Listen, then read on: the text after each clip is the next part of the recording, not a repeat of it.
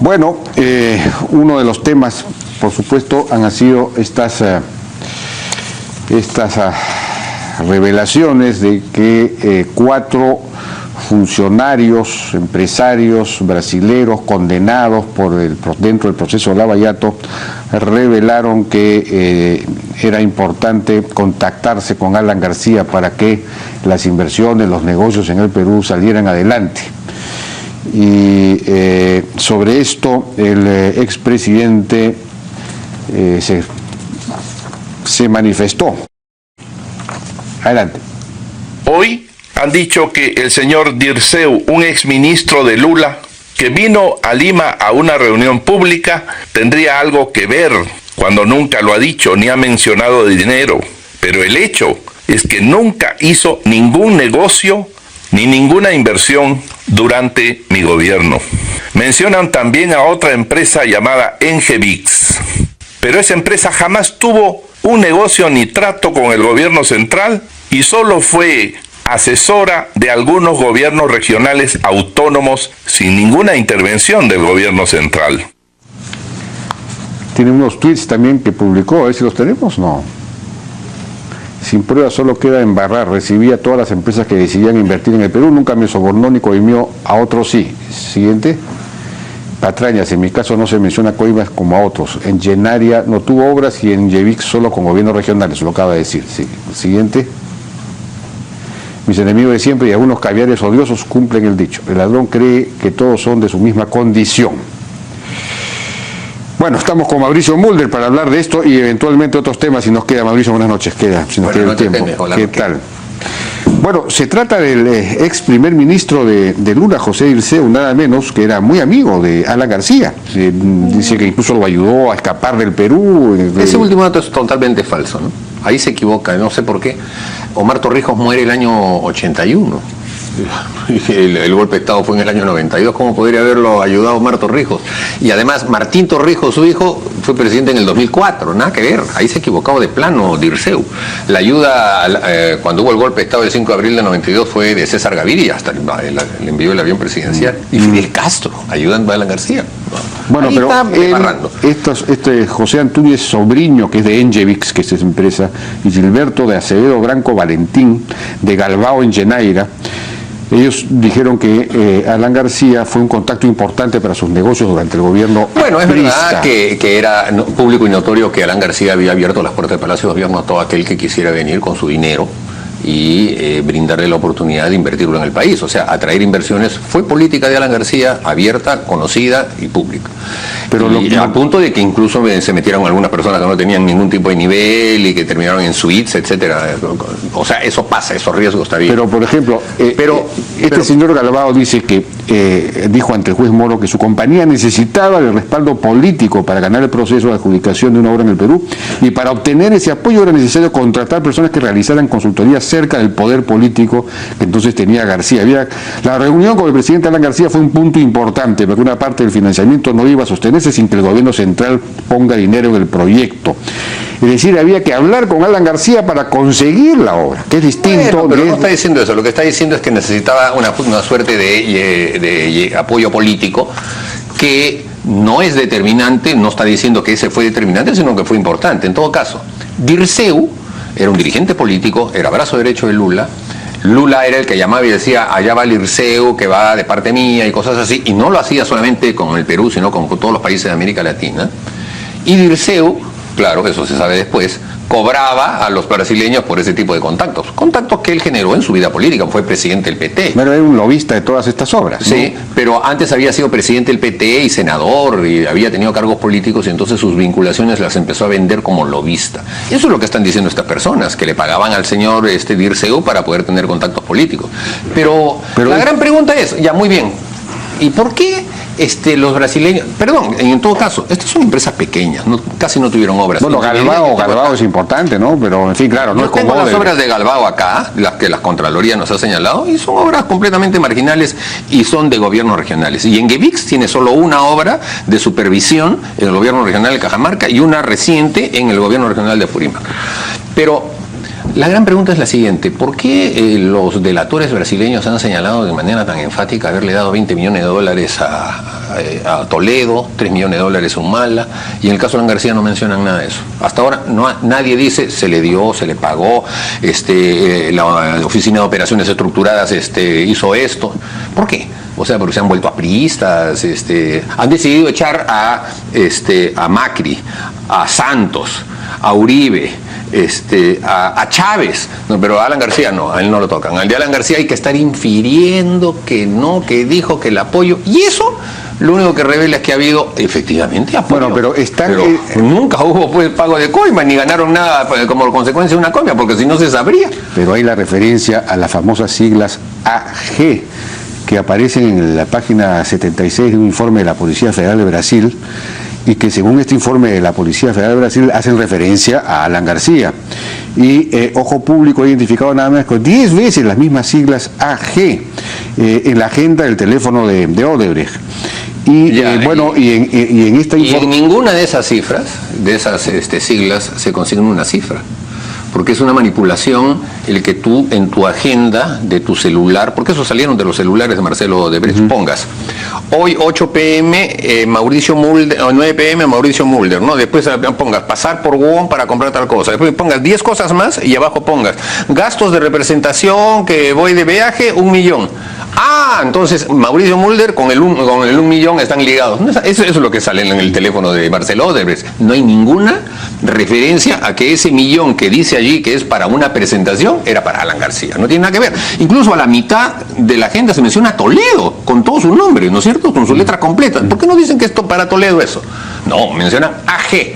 Pero cuando dice Toledo con o sea, total con todas sus letras, eso no se menciona. Entonces, eso simplemente es una distorsión que se hace. Cuando aquí lo contundente, Jaime, es que tiene que salir una información directa de cuentas bancarias y de coimas pagadas, sea en efectivo. No, o una declaración. Bueno, las declaraciones van a venir en junio, vamos a ver qué pasa ahí, ¿no? Sí, pero todas las que ya se saben, Jaime. En Hildebrand Estudios salió este informe, esta nota, ya no recuerdo exactamente de dónde, que decía AG versus Olmos finalizar. La siguiente línea decía cuidados, salir a la defensiva, y la siguiente acuerdo DGI. Y según los investigadores de la Policía Federal de Panamá, ese acuerdo DGI se refiere a pagos ilícitos efectuados al margen de la contabilidad regular. Pero no dice, pues, 2 líneas después de mencionar AG. 3 líneas después, y no sé por qué tendría que ver con AG, porque 3 líneas más abajo dice Toledo. Al final, esos son listados que tendrán que ser explicados, ¿no? Porque cuando detienen a los colaboradores en Brasil, les agarran el celular y tienen que explicar línea por línea todo lo que está ahí dicho. Entonces, de cada una de esas líneas hay una explicación que Odebrecht tiene que haber dado. Ya las conoceremos, como tú dices, en junio. Entonces, Odebrecht dirá si a esto se refería una coima, no, esto no se refería a una coima. La pregunta es, ¿cómo es que todas las demás coimas Odebrecht las ha dicho y esta no?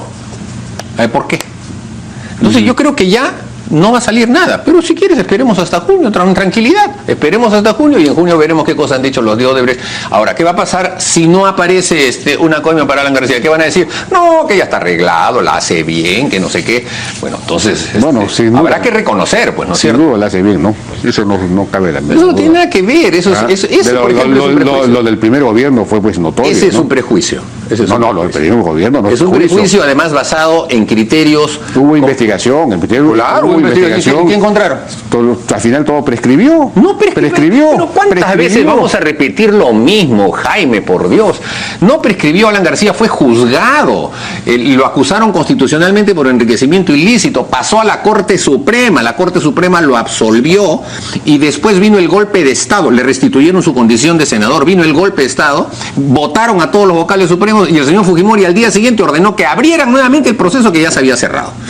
Cuando ese proceso siguió avanzando en toda la época de Fujimori, la Corte Interamericana de Derechos Humanos dijo que ese proceso no debía continuar porque era cosa juzgada. Y se dedujo la cosa juzgada. Y fue Valentín Paniagua y Diego García Sayán los que le remitieron a la Corte Suprema el oficio de la Corte Interamericana diciéndole usted cierre ese caso porque ese caso es ilegal. Y la Corte Suprema lo cerró. Solo que para cerrarlo y cuidarse en salud, porque eran vocales remanentes del Fujimorismo, usaron este subterfugio de decir, para no reconocer que habían cometido un legicidio, dijeron, prescrito. Y entonces lo cerraron de esa manera. manera. Pero no es que... Toda la cantidad, bueno, están las declaraciones de Siragusa con los... Que fueron desmentidas por ellos mismos. Siragusa declaró en el programa de Jaime Bailey que le habían ofrecido ayuda por decir esas cosas, y lo mismo Zanatti. Y lo mismo Zanatti. Por favor, Zanatti ha dicho que fue Montesinos el que lo trajo en un avión secuestrado, lo sentó y le dijo, tú tienes que contestar, porque si no a tu hijo lo vamos a meter. Tienes que contestar que Alan García te dijo cómo es la mía. El departamento en París, en una zona... pues, comprada con un préstamo bancario, por Dios, ahí está el préstamo bancario que se está pagando por el inquilino que estaba ahí. Las casas que tenía, en fin... la casa la compró antes de ser presidente. Y la compró antes de ser presidente. Y todo, ¿ves? Todo lo que hay siempre con respecto a Lapra y Alan García está sujeto al prejuicio. Nunca hay racionalidad con respecto a nosotros. Lo sabemos, así es la historia. Con Aya de la Torre era igual. A nosotros no, jamás. Aya de la Torre... Por favor, y a Comercio le dijo Aya de la Torre en una portada. Pero si nunca estuvo en el gobierno. Aya de la Torre nunca estuvo en el Estado. Sí, pues, pero igual le dijeron narco. Y el Comercio publicaba todo lo de Lapra en las páginas policiales, cuidado, decían que éramos una banda que asesinábamos por todas partes, que éramos peor que Sendero. A sus hijos en el mejor colegio privado de París, Alan García. No es verdad. ¿Cómo puede pagar eso? No es verdad, pero ¿de dónde sacan el mejor colegio privado de París? Por Dios. Lo que pasa es que en el estándar peruano... Tengo un testigo directo que no puedo revelar su nombre. En el estándar peruano tú caminas por un barrio de París y dices, todo es una maravilla. No, el colegio privado el mejor colegio privado. Es como ir acá a Roosevelt. Y además, no era así. Y además, y además él allí fue François Mitterrand el que ayudó a Alan García a que se estableciera en París. Y lo hizo con una orden presidencial que en Francia tiene mucho peso. Puso allí claramente con su puño y letra, me lo ha enseñado Alan García, que Alan García debía ser ayudado por el Estado francés. Y el Estado francés en eso apoya muchas cosas. O sea que todo eso ha sido prejuicio. Pero ahora... va a ocurrir exactamente lo mismo. Dirán que la hizo bien, que la plata la tiene en otro lado. O sea que él está por encima de Odebrecht, por encima de Sergio Moro, o todos se volvieron a prisas. Ojalá que cuando vengan las cosas reconozcan. Ahora, si viene... de repente su segundo gobierno, pues así como se rectificó respecto de las políticas económicas, digamos, decidió que esta vez ya iba a ser sano. ¿Y qué vas a decir tú? ¿Qué vas a decir tú cuando eso salga? Bueno, yo voy a decir que no salió nada, efectivamente. Ojalá, es verdad, claro que sí. La hizo bien o una cosa de esa, porque ese es un prejuicio. Ahora, si sale una cosa en contrario, si sale una cuenta bancaria, yo diré aquí en tu programa que vaya preso. Yo te lo diré en un programa que se vaya preso. Bueno, rápidamente, pasando a otros temas ya de coyuntura más inmediata. El ministro Basombrío debe ser interpelado, se está planteando la interpelación, porque ya se aprobó, se ha planteado la interpelación nuevamente de Vizcarra, ¿no es cierto? Ya ese va por otro curso, pero yo creo que debe ser interpelado, pero no censurado. Debe ser interpelado para que explique una cosa que a mí me parece impresionante, que puede haber esa contradicción entre el ministro y el director general de la policía. Y que en la misma sesión del Congreso, en la Comisión de Defensa, sostengan ambos un punto de vista distinto y contradictorio. El que manda en el Ministerio de Interior es el ministro. ¿Cómo va el director general de policía a contradecirlo sobre la base de una interpretación de la ley que no le corresponde a la policía hacerlo? Entonces, creo que ahí el ministro ha sido casi cuestionado en su autoridad, y él debe reafirmarse. Y como veo que no reacciona, entonces es evidente que va a tener que explicar quién manda aquí en este ministerio, el director general de la policía o el señor Basombrío.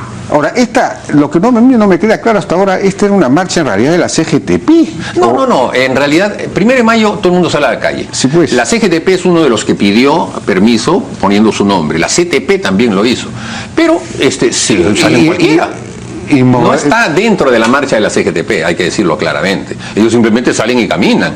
Se aprovechan. ¿Pero ellos no pidieron permiso? No, los del Movadef. Si no pidieron permiso, ¿por qué tenían resguardo policial?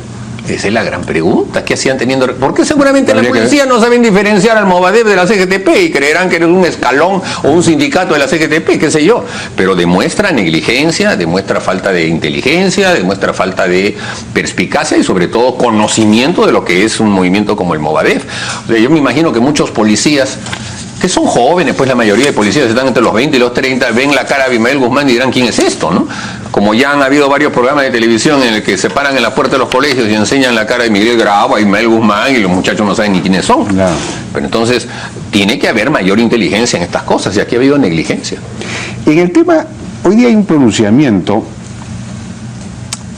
firmado por un conjunto más o menos grande de ciudadanos, un pronunciamiento de Proética, pero firmado por mucha gente, respecto de la reforma electoral, de la reforma política, pidiendo cosas que ya están en el proyecto de ley que se está elaborando, otras que no están. Por ejemplo, eliminar el voto preferencial reemplazándolo por listas que resulten de elecciones primarias internas organizadas por la OMPE y por un padrón elaborado por la RENIEC y la supervisión del Jurado Nacional de Elecciones. Por mencionar un punto, ¿no? Mencionan otras cosas vinculadas a la transparencia y la financiación que deberían estar y que no están efectivamente en el proyecto. Este asunto del voto preferencial y de las elecciones internas organizadas por los organismos electorales, ¿se va a aprobar o no se va a aprobar? Está en el proyecto que se ha aprobado. No está en el proyecto. Sí está, pero es en el subgrupo de trabajo que todavía tiene que informar ante la Comisión de Constitución y ahí pero yo lo he revisado y no está. Yo le pregunté también a Patricia Donaire, me dijo que el tema del voto preferencial todavía no está definido.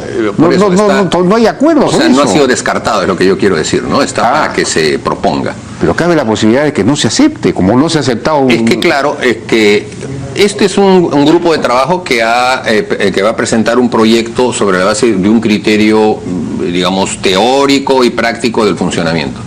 Cuando llegue a la comisión, ahí va a entrar ya el criterio político. Entonces los congresistas que se sienten hijos del voto preferencial van a votar seguramente en contra.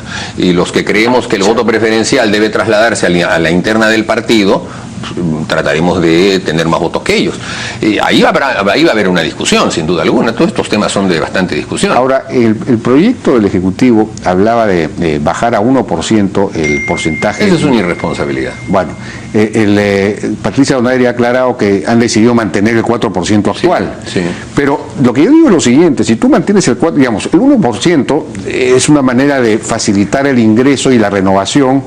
Digamos que, pero, Jaime, si es considerando o tomando en cuenta que los grupos actuales, que los que están establecidos, en el caso de que sean pues muy cerrados, como que efectivamente son argollas muchas veces muy cerradas, muy difíciles que los nuevos también sean lo mismo. Pues bueno, no, pero a lo que vamos es, digamos, si tú mantienes el 4%, es decir, mantienes una protección casi monopólica para los que están ya inscritos, debería sí obligar a un sistema que sea muy abierto internamente, es decir, que haya elecciones primarias, si es posible abiertas mejor, supervisadas por la OMPE y todo lo demás, o organizadas incluso por la OMPE, para que alguien que quiera ingresar a política tenga la garantía de que si entra a un partido no le van a sacar la vuelta, no lo van a defender, va a poder prosperar, digamos, dentro de un partido, porque va a haber elecciones supervisadas de verdad. Jaime, aquellos que dicen que va a haber un monopolio, tú has usado esa palabra, ¿no? Bueno, digamos, monopolio. ¿Cuántos partidos han inscrito? No oligopolio, digamos.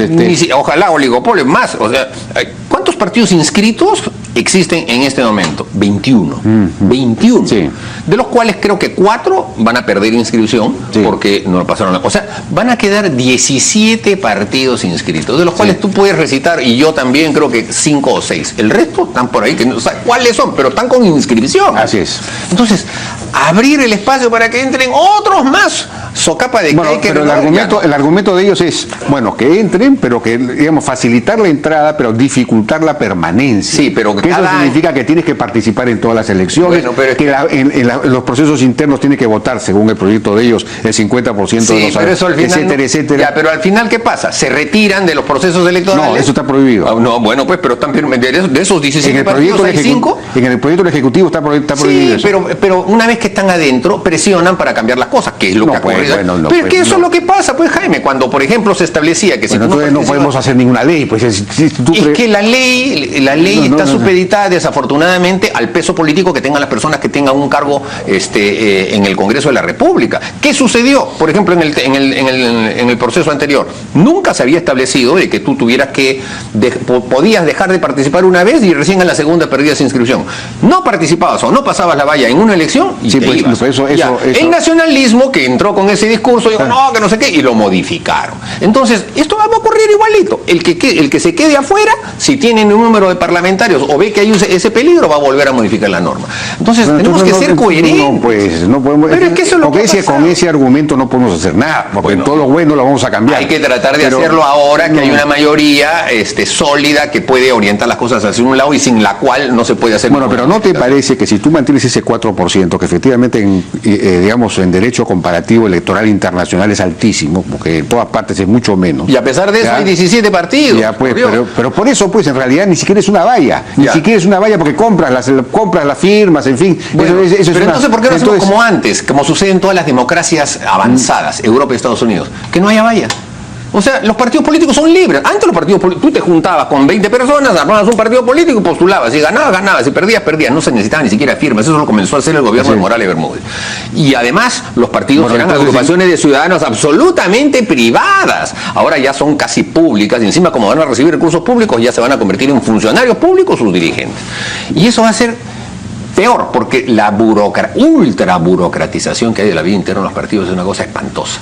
Lo que le pasó a Guzmán, lo que le pasó a varios, es por la burocratización interna y eso va a empeorar. Entonces nosotros deberíamos ir hacia una reforma integral que permita una participación de organizaciones grandes y sólidas y que si no participan o si están debajo de la valla, ¡chao!